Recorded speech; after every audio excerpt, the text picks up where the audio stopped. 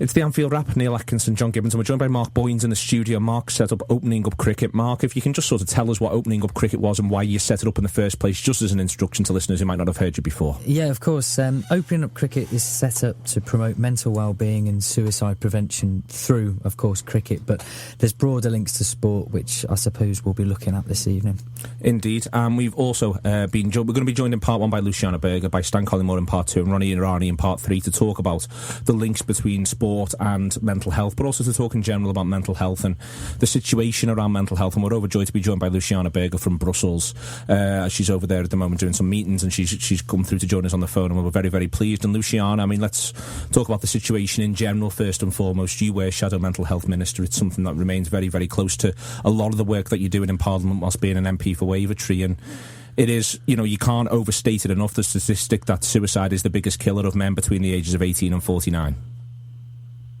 That's totally right. And as you pointed out, I was the previous Shadow Minister. I'm now have the responsibility of being the president of the Labour campaign for mental health. We've got a real focus within the Labour Party on it. And I've just been elected onto the Health Select Committee, and we've actually just started in the last 2 weeks an inquiry into suicide prevention in our country, because as you rightly point out, it is the greatest killer of young men, particularly in our country. And we've got to do so much more to address mental health, to talk about it, so we can prevent the hundreds of people whose lives are being taken too young. On that, Luciana, the other thing that's worth pointing out as well is that whilst we've specified here on men between the ages of 18 and 49, it's also intensifying mental health as a question around young people younger than 21 at the very highest echelon, going right the way through. But you know, both men and women, the issues are intensifying amongst young people, aren't they?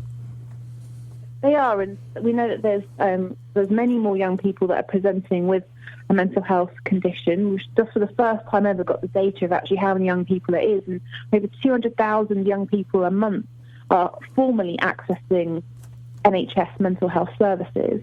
We know that there's many more young people that are really, really suffering for a wide variety of different reasons that haven't yet been able to access that help that they need. And as many of us, myself included, are campaigning to ensure that we really focus on supporting people early, and particularly our young people under the ages of 18, because for the majority of adults with a diagnosable mental health condition, it would have first started as a young person. That's where we need to focus our energy to prevent and or intervene earlier and wherever we possibly can.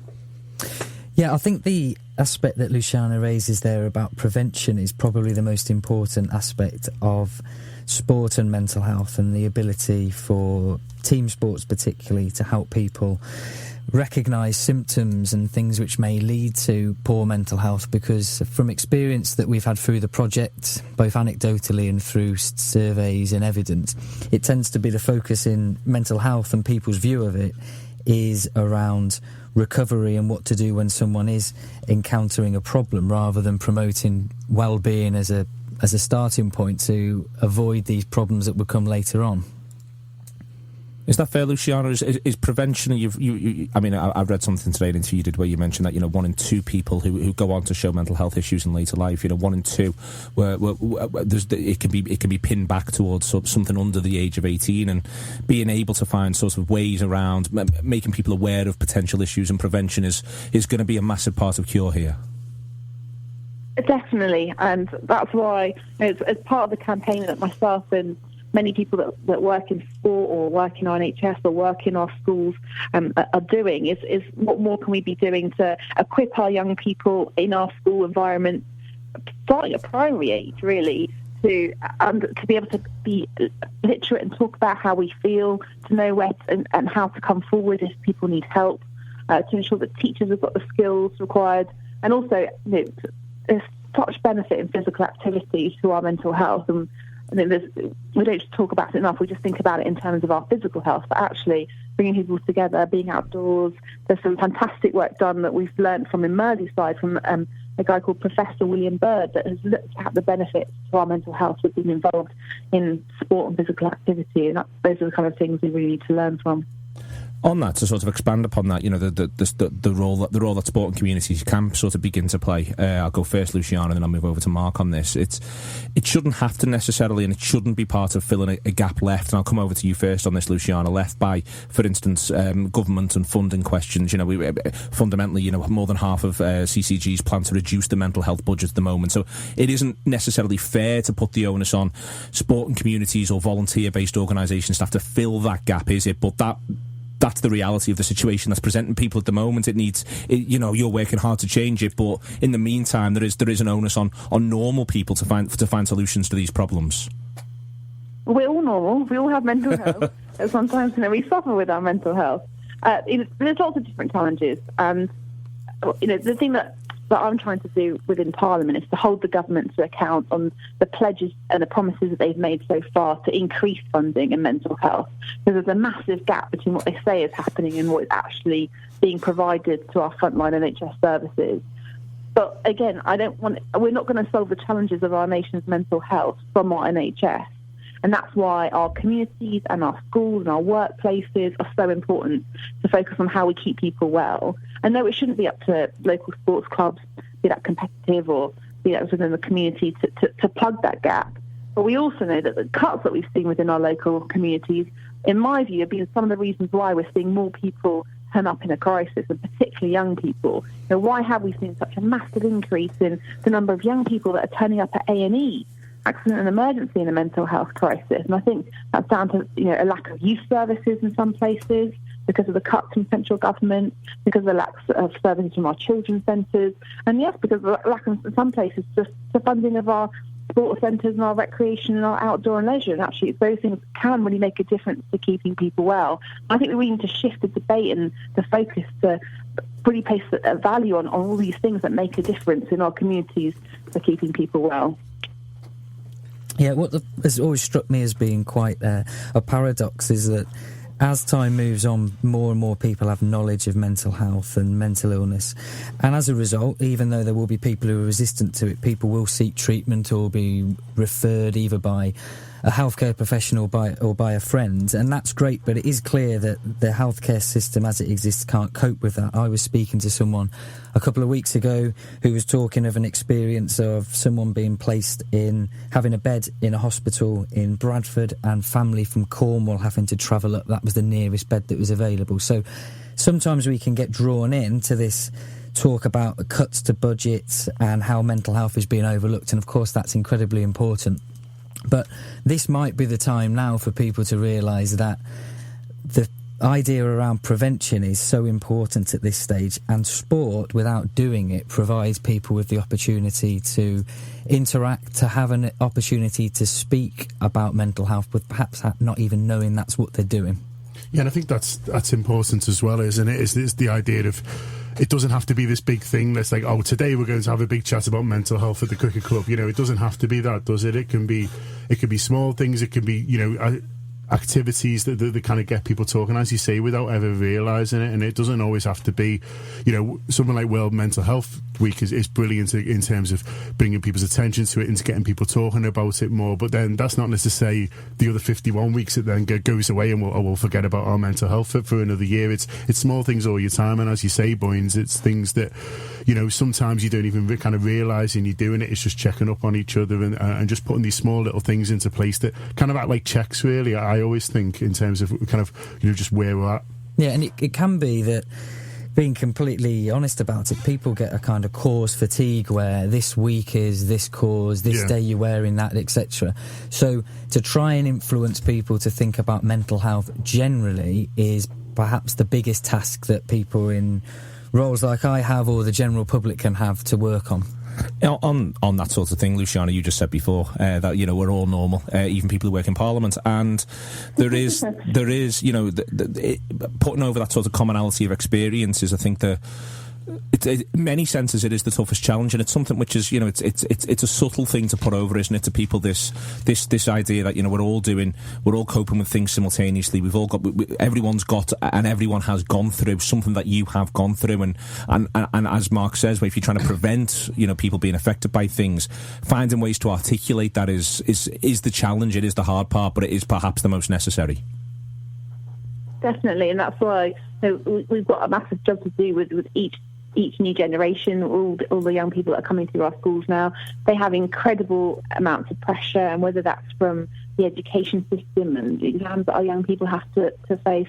We know that there's pressures of social media and fitting in, and we know there's pressures, people that particularly, the cuts that people are experiencing of issues within the housing that they live in and the conditions of where people live.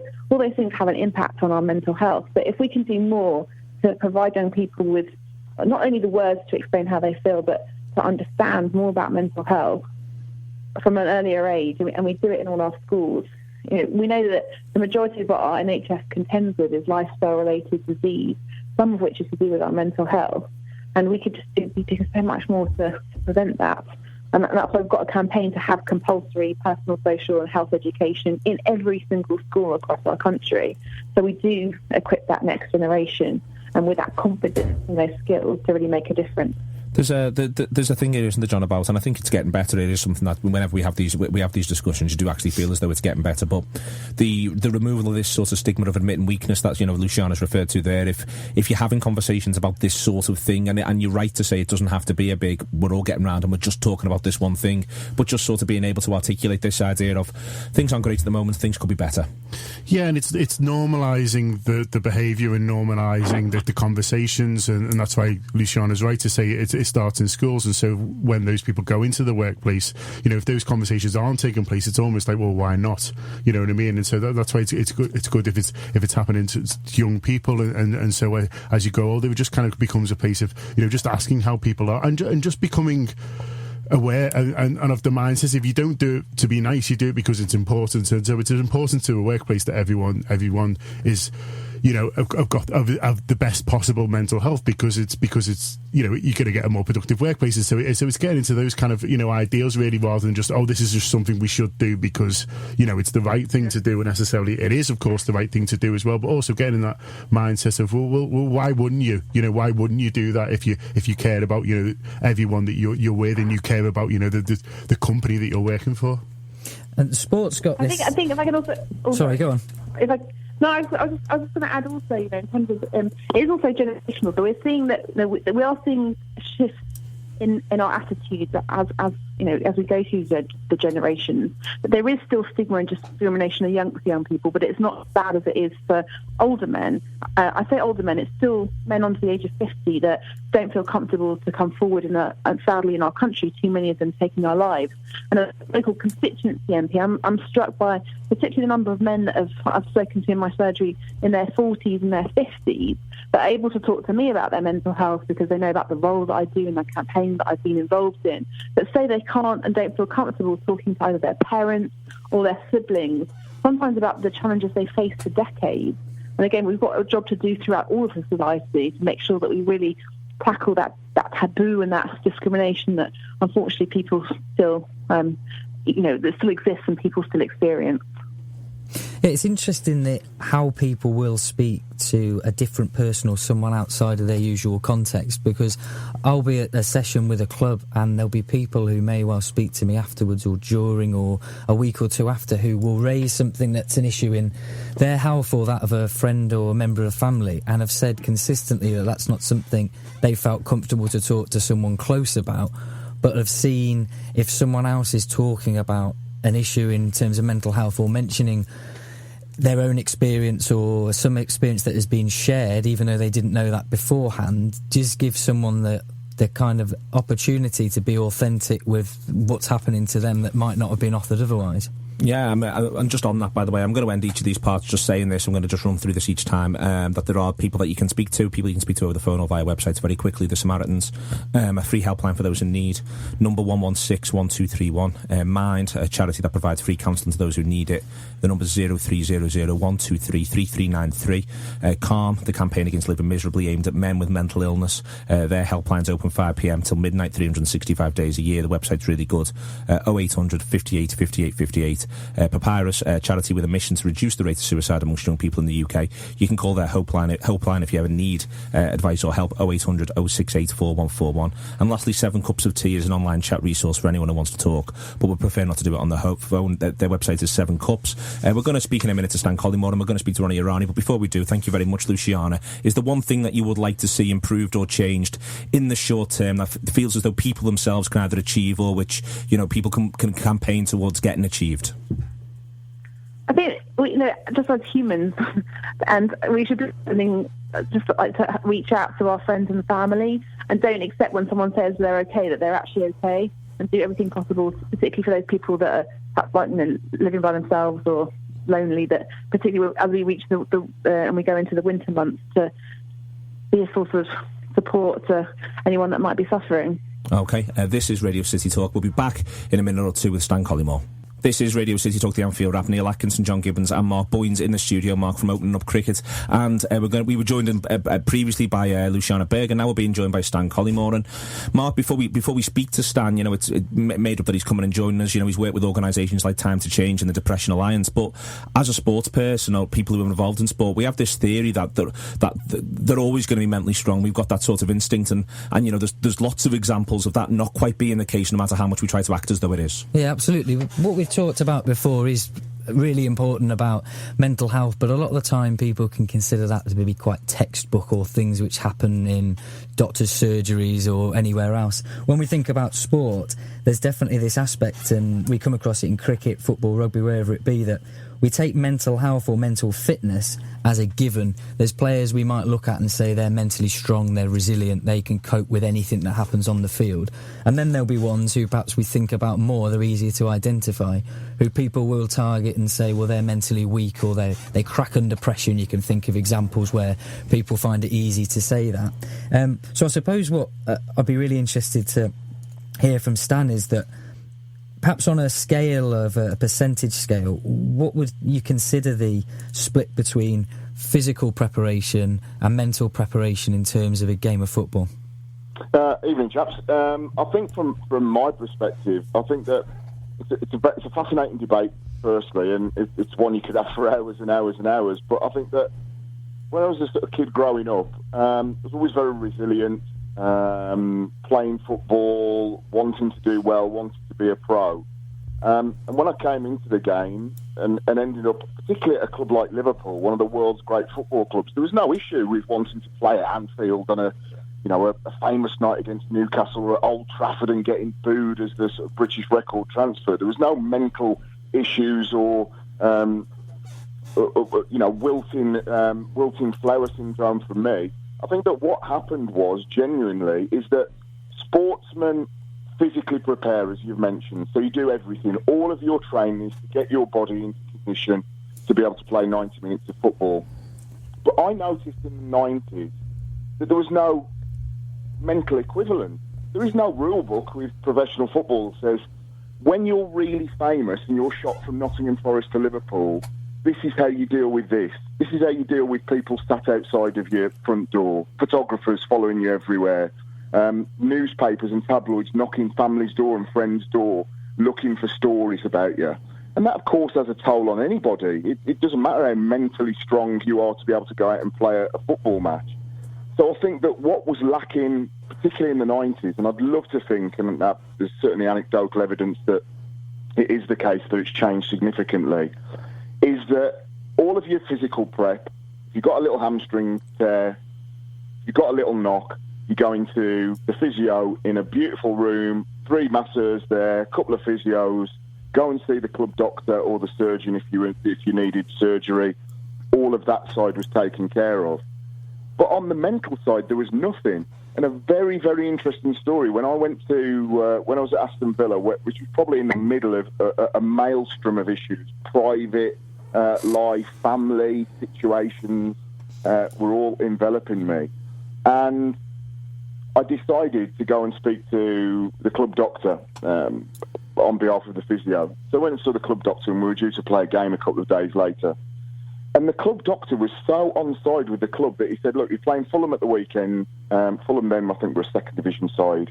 Get yourself a couple of goals and you'll feel better. Yeah. That was the advice that I got. I mean, absurd that would seem now. So I spoke to a couple of people and said, this is just not satisfactory.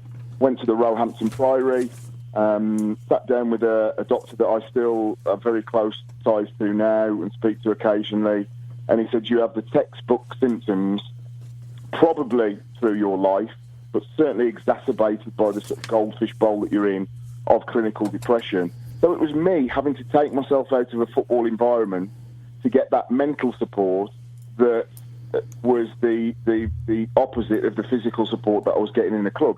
So then I go back to Aston Villa about 3 weeks, a month later. I was in hospital for 3 months.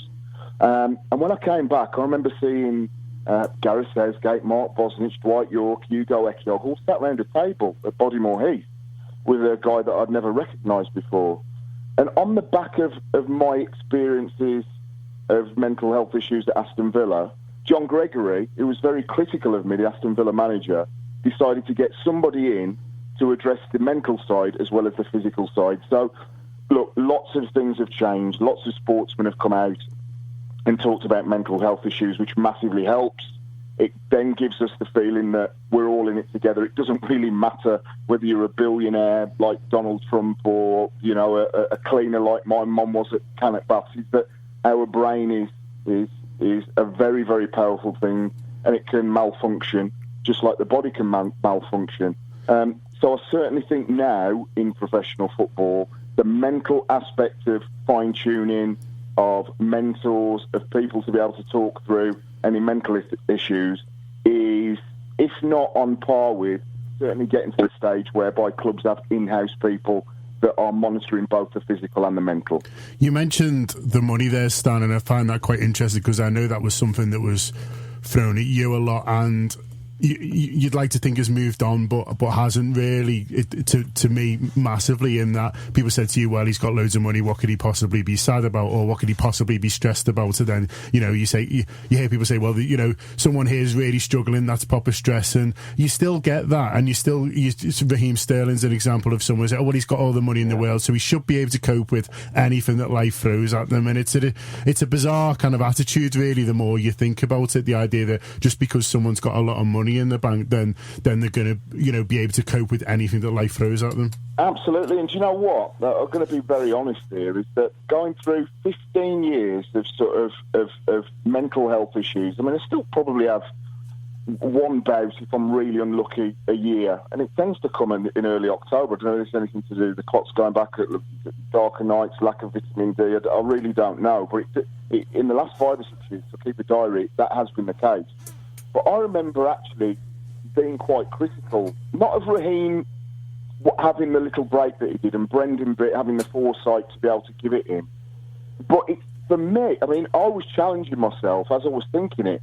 Here's me that's been through this for 15, 20 years, and I was asking the question, is he just, you know, is he a pampered soft footballer? So if I'm asking it, having had those issues and very much think about them, try and help other people, raise a lot of money for Depression Alliance to get a website up and running called Friends in Need, which can go on and talk to people either anonymously or in a group or meet up.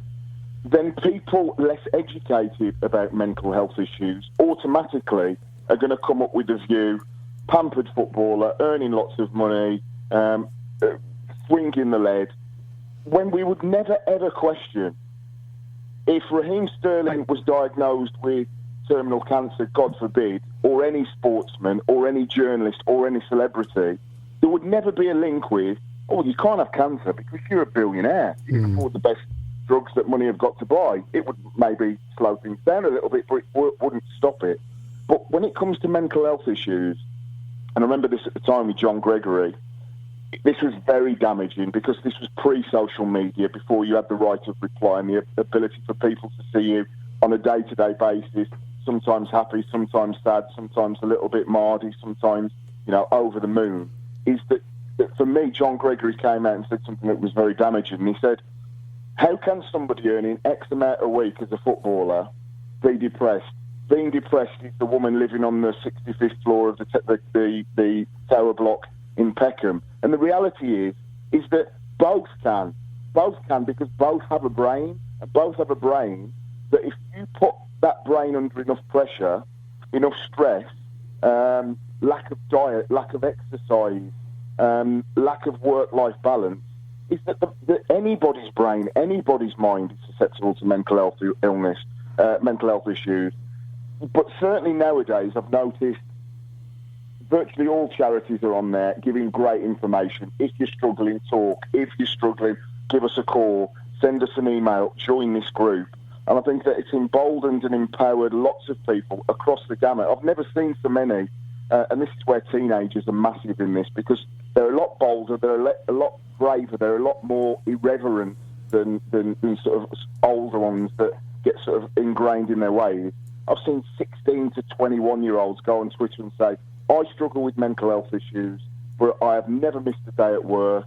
If I'm struggling, I can go into my boss and we can have an open and honest conversation. It might take me 2 or 3 days out of action, of course supported by legislation, which means you cannot discriminate against anybody with mental health issues at the workplace.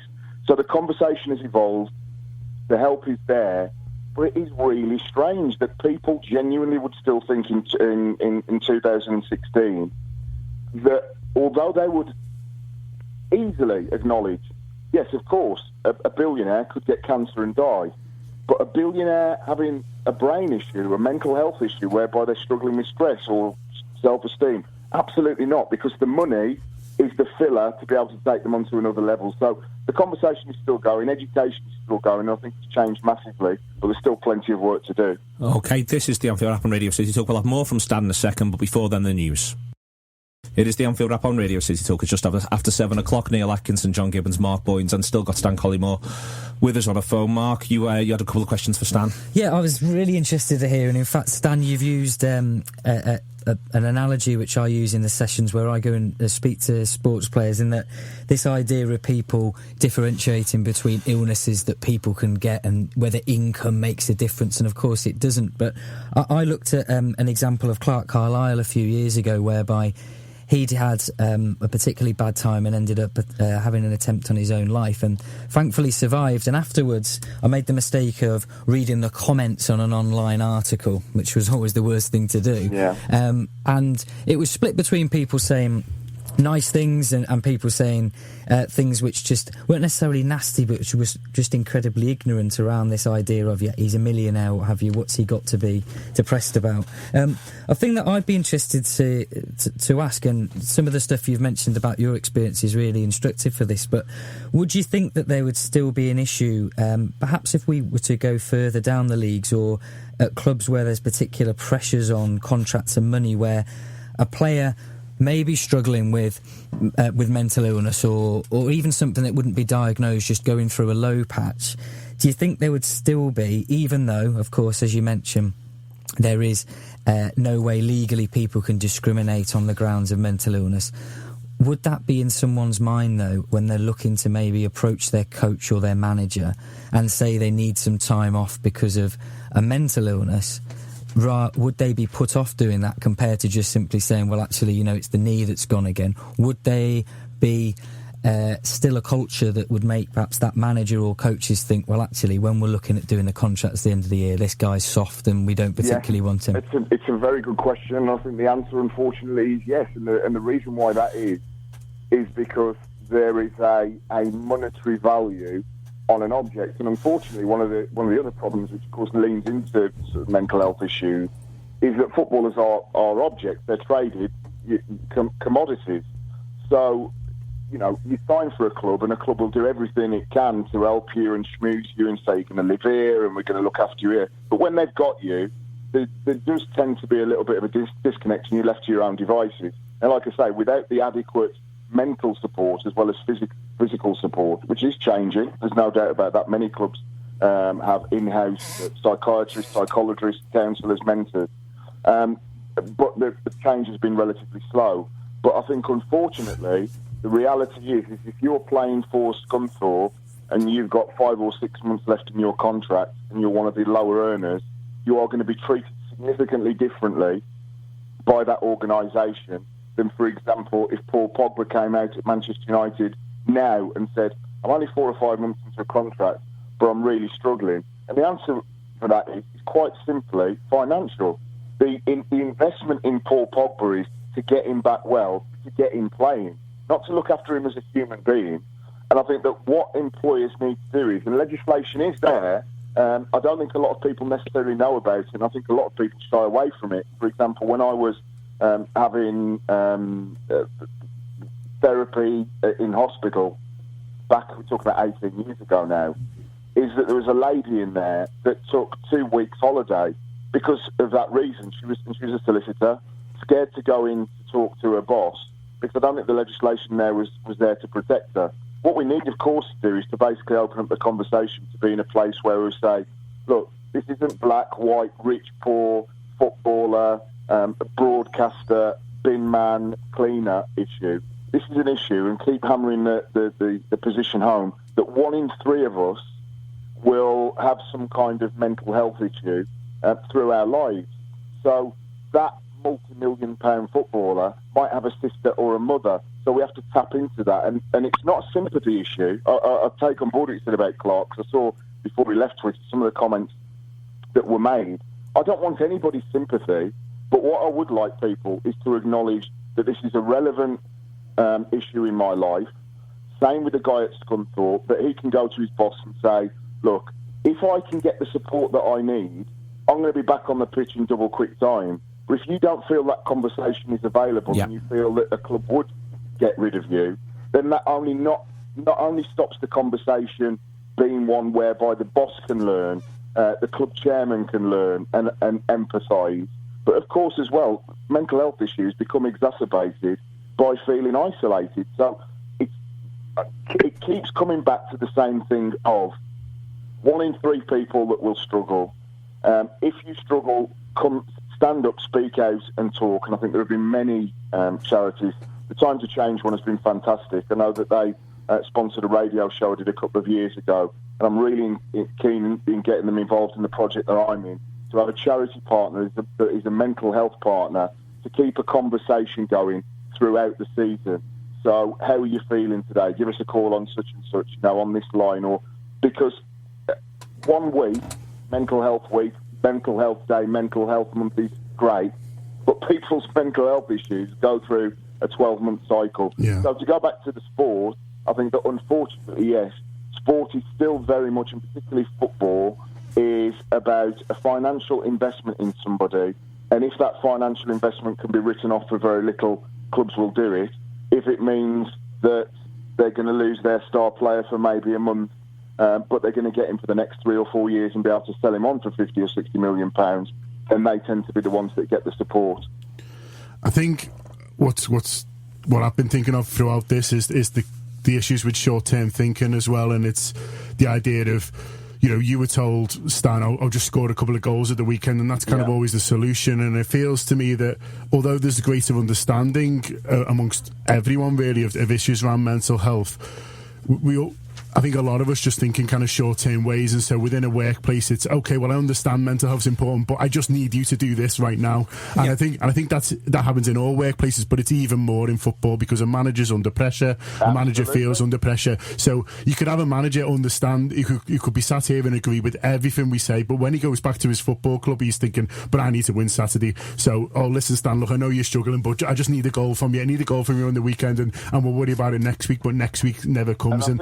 And I think that is why that in a football club, that as long as there's somebody there to have the conversation with, that can... I mean, a classic example was the Jose Mourinho, sort of Eva Cañero and the other physio that went on the pitch. Jose Mourinho, as the manager, wanted those couple of players up really quickly and stop rolling around and stop, get on with play. Whereas the physio's angle was, it's a duty of care to the player. What if they've hurt themselves? What if they've been knocked out? I think that there's a lot to be learned, for example, from the NFL. Taking massive hits. There have been players that have had severe brain trauma, brains that have been punched around and they've been scarring and major issues. So they decided to sue the NFL. So what the NFL did was a double approach. They decided to put some of the huge amount of broadcast money in a fund for players from 15, 20, 30 years ago to be able to get the adequate medical support. But their stringent, strict controls make sure now that in a dressing room that the physical and the mental is dealt with, and that they tell fans this guy is on the disabled list, whether it be a physical or a mental injury, and he's going to be out for 10 days.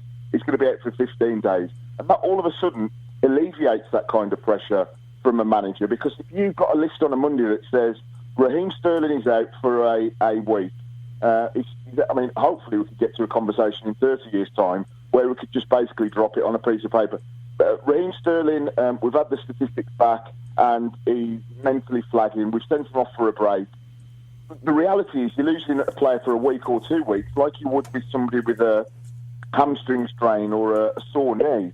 But we need to get to that position so that managers aren't going to the well and saying, oh, well, we need you. Can you do this? I can't see the issue that you've got, which means I'm not going to take that issue very seriously. Go out and play for us. They would never do that with a player that has a cast on his leg, because it would be physically impossible. And what you need to do is to tell the manager, who then tells the chairman, and then tells the fans, and this becomes a cultural change, that the mental health issue of a player is as important as the physical health issue of a player.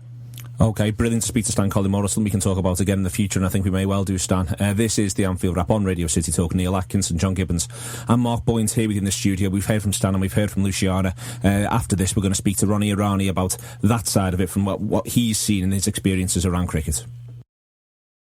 The Anfield Wrap on Radio City Talk. Neil Atkinson, John Gibbons and Mark Boyns are going to be joined in a second by Ronnie Irani. But Mark, again, what's coming through a lot of this sort of stuff is that we in general have a certain sort of complacency around elite sports people, and elite sports people means people playing professional sport at all levels of the game. Yeah, I think what Stan said at the end, where he touched on the NFL and American sport, leads us to something that's really interesting about, if we think back to the beginning of what we talked about, prevention and being more proactive with mental health. American sport's got an amazing ability to involve meditation, visualisation, all kinds of things which maybe in Britain we might look at and think that that's something which is mumbo-jumbo or for the hippies or whatever it would be, when in actual fact these people swear by it. And you look at NBA stars who would say that their aspect of using visualisation has improved their game incredibly. But we've perhaps got a reluctance to focus on that within our own sports and with our own sporting culture. So I suppose I wanted to start off by asking Ronnie that, even though it's a little bit of time since he's been in the dressing room situation, how much conversation goes on about mentality or people's psychology towards the sport? Yeah, great question. Where do I start with that with an answer? I think... from the point of view of what is it? Well, first and foremost, when I first started as a professional cricketer at Lancashire, age 16, 17, compared to where it ended, when I was sort of in my mid-30s, sort of 20-odd years later, there's a massive difference, huge difference, when it comes to the psychology of the game, mental health issues, and just generally in the dressing room. If, for example... if at times somebody was down or they're going for a bad patch, it was a case of, right, you get a slap and get on with it. And a lot of guys want to come out the other end. And it was sad because a lot of talent was certainly missed because of that. And certainly sports and cricket in general, from my experience for sure, has come on massively, leaps and bounds. And obviously the work of, obviously yourself, Mark, and certainly... the network of people that you can be surrounded by now is a massive improvement. Sport has improved hugely because of that as well. So you see records obviously breaking all the time, tumbling all the time, people reaching new levels in the game of cricket, whether they're obviously more athletic, yeah, I get that, but they are certainly more mentally stronger. But that's not just a case of, they want to win, they want to have desire. That's a case of they're mentally stronger because of the support mechanisms that they have now. And it is tough at times, sometimes when you're in certainly from my experience, the male-dominated dressing room, the environment of, all right, only real men sort of keep quiet and get on with the job. That's not the case. Real men speak out now.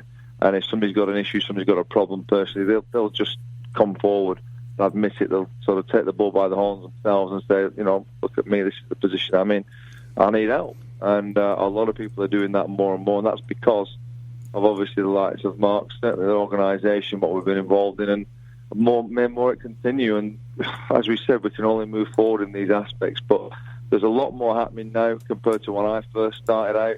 and it's just getting better and better. But we mustn't stop there. We have to keep improving into these issues. Yeah, I think with that, we certainly notice, and what Stan was saying earlier about there seems to have been a move in football towards people being more accepting and more tolerant to this. But I think something that's linked, and we talked about before the show, was cricket perhaps as an example, but I know from your broadcasting career there's plenty of other references to sport.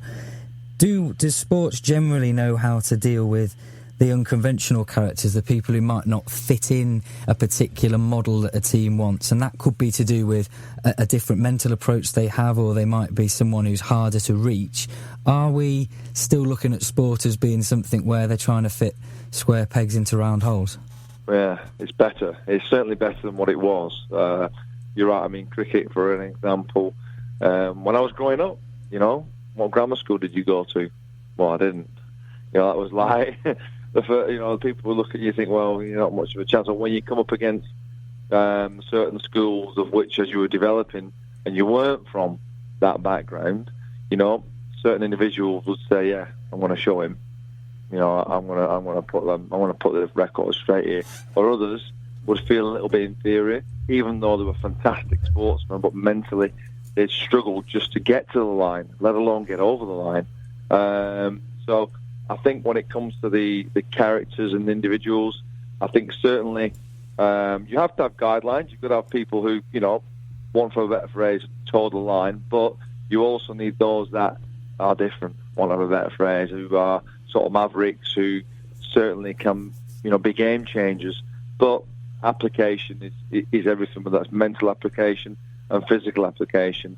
And the mental aspect of the game, I believe, when you get to a certain level, and you use the word sort of elite sportsman earlier, whether that's professional sportsman, I believe you get to a certain level, there will be the odd genius who stands out from the best. When it comes to George Best, the footballer, Maradona, obviously in cricket in terms, when you look at Shane Warne, and when I was growing up, Viv Richards, there are certain players who will always stand out from the rest. Okay, that's a given. But if they become detrimental to the dressing room, then fine. You take that objection of, well, should they really be in the team? And as long as they're not too destructive, then you'll carry on and they'll be fine. But for those who really apply themselves and get stuck in from a mental attitude, I believe that next step, most cricketers, most sportsmen are at a certain level.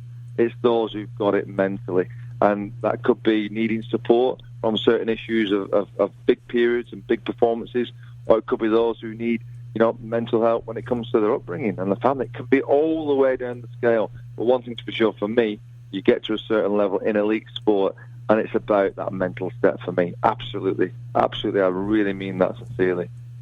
I think it's really interesting that Ronnie started by talking about talent lost, and I think that's something I find really key to kind of get out there, because I think sometimes we can talk about treating mental health and helping people's mental health just because almost, it's the nice thing to do or it's the right thing to do, whereas actually Ronnie's completely right when you talk about, well, if you've got these elite level sportsmen, and we all love watching sport played at the highest level, and we all love watching amazing action, in terms of sport in action, people doing incredible things, and so why wouldn't we as a society want to increase those? Why wouldn't we as a society, want to tap into every possible talent that's kind of out there, and to leave people by the side because we decided they're not mentally strong enough, or to leave people, struggling or not being able to fulfil their potential because we don't want to deal with certain things, just seems, completely mad to me, really. You want to kind of unlock all the potential out there, because surely then, the entertainment that we're kind of getting from these things is only going to be increased.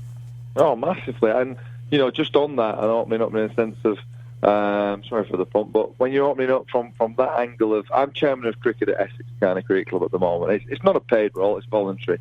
It's not quite being on a parish council, but certainly being chairman of cricket at Essex. It's a voluntary role, and I love it. I don't need the title. Why do I do it? Because I'm a success junkie. I know that we've got talented cricketers in Essex, and they've probably certainly underachieved the last 8 to 10 years. But we've come up into Division 1. I've been involved in a year now. We've done it straight away.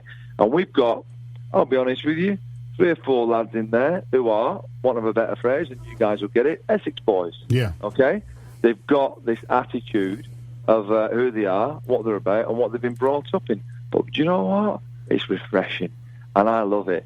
and from the aspect of what I know they can achieve, and they give us a little bit of, I won't say hassle, but we have certain issues with them, of which, for me, it's refreshing. I want that. Yeah. I love people being different. Okay, don't sort of be detrimental to the others. And if you are, do you know what we're going to do? We're going to pull you up about it. I'm going to chat to you about it. I'm going to go through it. And hopefully you'll put it right the first time, second time, third. If you don't put it right the third and fourth time, we may have an issue. But we have got some guys who are potential, one of the better, world beaters, maybe national level, certainly in the county circuit, and hopefully, I pray they'll go on and achieve at national level. But if they go to national level, they're out of our remit then, because obviously they're within England coaches. But we've got cricketers like that at Essex that we're pushing. We're there for from being, a young age, and we know they're different. We know they can be a little bit sort of, just over the line from that aspect of being, maybe responsible at times, maybe when it comes to certain attributes of training and skill levels. But let's bring them up. Let's teach them. Let's work it with them. Let's just be verbal. Let's talk to them. And let's get into the mind of, listen, if you want to achieve at the top, you've got to tick all the right boxes. But you know what? You may not tick this box today, but go on. Try and tick it tomorrow. And if you do, it gives yourself a chance. And that's a platform we just try and put ahead of an Essex County Cricket Club. And everyone can do that. Doesn't matter if you're under 12s, playing on Stanley Park compared to anywhere else in the country. You can do that at any level, and it's just about being open and chatting with people. Ron, with when you've mentioned there the development of players and training them and working in all the aspects of their game, and I suppose their wider person as well, we've got the situation now where I'm sure plenty, and we know plenty's changed within cricket and within football. How much do players pay attention to their mental fitness compared to their physical preparation? So we'll have lots of stuff that's going on at the moment with Essex. The other counties will be doing their winter training, just like the footy players over the summer will be doing their preparation for the next season.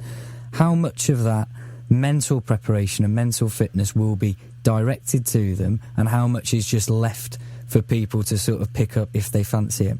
Yeah, great question. A great topic as well, to be honest. So, as a professional cricketer, and I'm chairman of cricket at Essex. It's a voluntary role, and the head coach is Chris Silverwood, who's played for Yorkshire, Middlesex and England. Opening bowler Chris Silverwood is our head coach.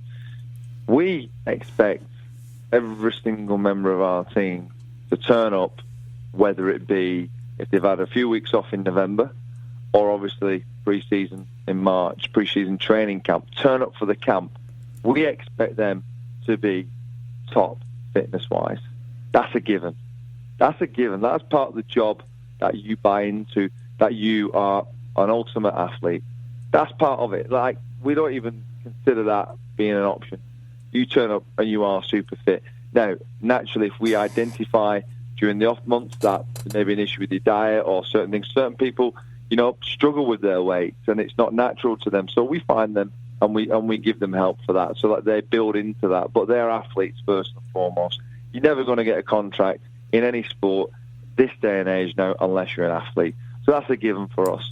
And then secondly, the mental side, we have specialist coaches who come in who, in my day, it used to be like, oh, right, okay, careful, has he got a white coat on? Not at all. They get an Essex tracksuit. They're part of the team. Okay, they're not full-time with us. They might only work with us sort of, 2-3 days a week. If we have to have them in 7 days a week, we will. But they're usually sourced out and brought in, but they are part of our team. They're given the title within our club, within our team, and they work with them. Williamson, who works with us now, is a fantastic guy, and he's involved with the guys. And listen, it could be a private conversation that goes nowhere else, to really driving on the team and a team environment. And this is a big, big area for us, which, as we're concerned, is a massive part of us winning games of cricket and helping the young lads as they're developing, as a youngster maybe who joins us after 16, 17, to older generation who may be looking at retirement, 35, 36, because, let's be honest, professional sport is really only a stepping stone of what you're going to do for the rest of your life. And that was one of the first things I said to all the boys. When I became chairman of cricket, I turned around and said, look, guys, I've had a brilliant career myself. I'm chairman of cricket now. As you know, it's just a voluntary role, and I'm here to do a good job. but I'm here to win and be successful. But I need to let you guys know we're here to support you, whether it be mentally, physically, whatever the aspect is. Well, this is a stepping stone for what you're going to do for the rest of your life. And if you can get that in your head to start with, you'll have an edge on everybody else, because A, you'll seize the opportunity when it's put in front of you, and also you'll plan ahead, because the moment you walk out of this dressing room, it's like leaving school again. And people turn around to you and say, well, what qualifications have you got? Well, I've played cricket for 20 years. Oh, bad luck. I don't think you could come work for us at Barclays Bank or NatWest Bank or other banks obviously available. Or, you know, what are your qualifications? And the mental health side of things will kick in. I guarantee you. I think Sean Edwards, a rugby player, said to me, he said, look, Ronnie, when you finish playing cricket, just be busy. I said, well, you've got to earn a few quid. He said, yeah, absolutely, but be busy, Ronnie, because if you don't, you're going to suffer. And when Sean Edwards is looking you straight between the eyes and telling you that, you kind of like, yes, Sean. Well, that is a fact. And other people as well. It's, you know, mentally, you go through it while you're trying to carve a career as a professional sportsman. Mentally, you go through it while you're trying to stay there as a professional sportsman, and staying there is improving every ball, every over, every day, every minute, every season. You only, if you improve, you'll stay where you are. You've got to do better all the time. And then that mental aspect of when you come into retirement and when you finish, you know, you've got to tick all the boxes, and that's a big focus that we've got at Essex, and we see it through every single day. And, you know, you don't get it always right, and when you don't get it right, what's the best thing to do? Open up and talk it through. And that's the pattern we're going by at the moment. Okay, huge thank you to Ronnie Irani and to Stan Collymore and to Luciana Berger. John Gibbons and Mark Boyns in the studio here with us on this special Anfield Wrap. Just very quickly, I mentioned some stuff at the start of the show when we were talking to Luciana. I mentioned the Samaritans, free helpline for those in need, 24 hours a day, 365 days a year. The number 116123. Mind, a charity which provides free counselling to those who need it without having to be referred by the GP. 030012333393. Calm, the campaign against living miserably, and aimed at men with mental illness. 5 p.m. Till midnight, 365 days a year, and their number 0800 585858. Papyrus, a charity with a mission to reduce the rate of suicide amongst young people in the UK. Their number 0800 068 4141. And 7 Cups of Tea, which is an online chat resource for anyone who wants to talk but you prefer not to do it on the phone. 7 Cups is their website. If you just Google that, you'll find it. Thanks again to Ronnie, to Mark, to Luciana, to Stan, to John. This has been the Anfield Wrap this week on Radio City Talk. We could have talked all night.